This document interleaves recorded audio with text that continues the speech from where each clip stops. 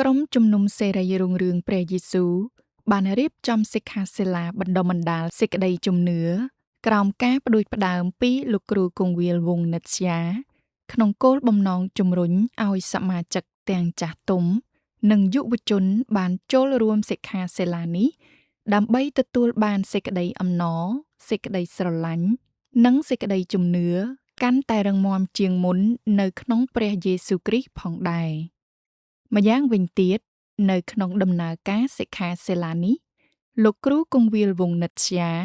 បានមានប្រសាសន៍បញ្ជាក់បន្ថែមថាបាទជំរាបសួរខ្ញុំឈ្មោះវង្សនិត្យាជាគ្រូគង្វាលនៅក្រុមជំនុំស្រីរឿងព្រះយេស៊ូវគ្រីស្ទនៅចំការដូងភ្នំពេញអរគុណព្រះអង្គថ្ងៃនេះពួកយើងបានមកកំពង់សោមនេះគឺដើម្បីនឹងធ្វើសិក្ខាសាលាស្ដីអំពីការបណ្ដុះបណ្ដាលជំនឿជាពិសេសផងដែរយើងក៏មានបំណងចង់ឲ្យពួកគាត់បានមានពេលស្ងៀមស្ងាត់ជាមួយព្រះអង្គ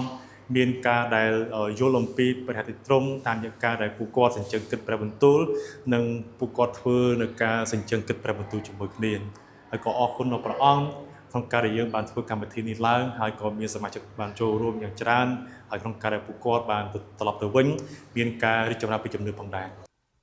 សូមជម្រាបផងដែរថាសិក្ខាសាលានេះបានប្រព្រឹត្តទៅមានរយៈពេល3ថ្ងៃចាប់ពីថ្ងៃទី4ដល់ថ្ងៃទី6ខែវិច្ឆិកាឆ្នាំ2025នៅឯព្រះវិហារក្រុមជំនុំ Presbyterian យុវជន Central ដែលមានទីតាំងនៅក្នុងខេត្តព្រះសីហនុក្រុងកំពង់សោម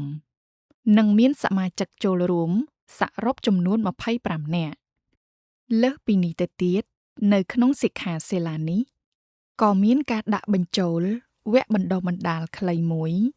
ស្ដីអំពីការផ្សាយដំណឹងល្អនិងការបង្កើតសិស្សដែលមានការចូលរួមនិងបង្ហាត់បង្រៀនផ្ទាល់ពីសំណាក់លោកគ្រូគង្វាលសុនសុខា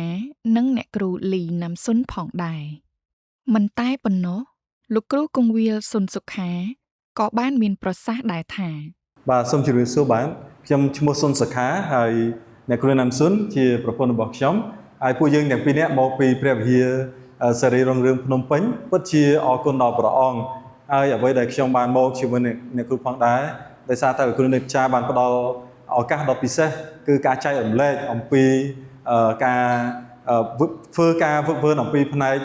ការបង្កើតសិស្សនិងការផ្សាយដំណឹងល្អនេះគឺជាការមួយដ៏ល្អហើយដួងចិត្តពួកយើងទាំងពីរនាក់ក៏ចង់មើលឃើញពួកជំនុំខ្មែរទាំងអស់មានការឆេះឆួលនៅក្នុងការដែលនាំអំពីព្រះបន្ទូលរបស់ព្រះទៅចែកចាយទៅដល់អ្នកដទៃទៀតឲ្យគេបានក្លាយទៅជាសិស្សរបស់ព្រះយេស៊ូវដូចជាពួកយើងដែរសូមបញ្ជាក់ផងដែរថាបន្ទាប់ពីបានបញ្ចប់វគ្គបណ្ដុះបណ្ដាលខ្លីនេះលោកគ្រូគង្វាលសុនសុខាក៏បានផ្ដល់ជាវិញ្ញាបនបត្រដែលទទួលស្គាល់ពីសាលាព្រះគម្ពីរមរតកគ្រីស្ទានខ្មែរជូនទៅដល់សិក្ខាកាមដែលបានចូលរួមវគ្គហ្វឹកហ្វឺននេះផងដែរជាថ្មីម្ដងទៀតសិក្ខាសាលាបណ្ដុះបណ្ដាលសេចក្តីជំនឿនេះបានបញ្ចប់ទៅដោយរលូននិងសិក្ខាកាមទាំងអស់ទទួលបានសេចក្តីអំណរយ៉ាងពោរពេញនៅក្នុងព្រះយេស៊ូវគ្រីស្ទផងដែរ